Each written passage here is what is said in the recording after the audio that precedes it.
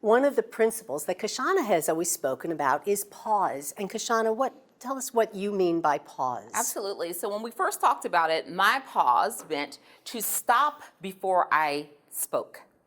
Make sure that I was engaged in my thinking before I actually engaged in conversation.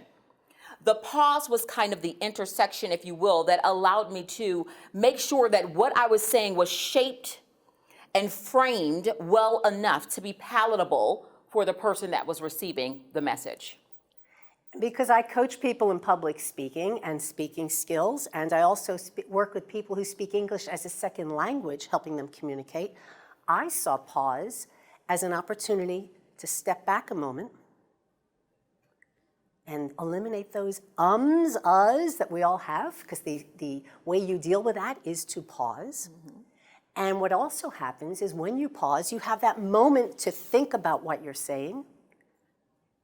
And when you pause, your audience receives a gift because they can hear what you're saying, it sinks in before you rush and tell them something else. Think about the times even if you're coaching kids. If you're just barraging them with information and talking, you never take a break, they can't absorb all of that information.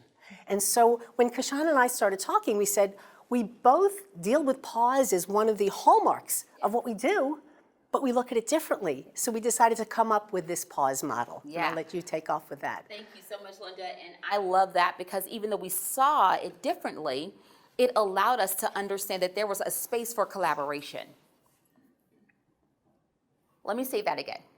Even though we saw it differently, we realized that there was a space for collaboration. When you see differences with your coworkers, do you realize that this is an opportunity for collaboration?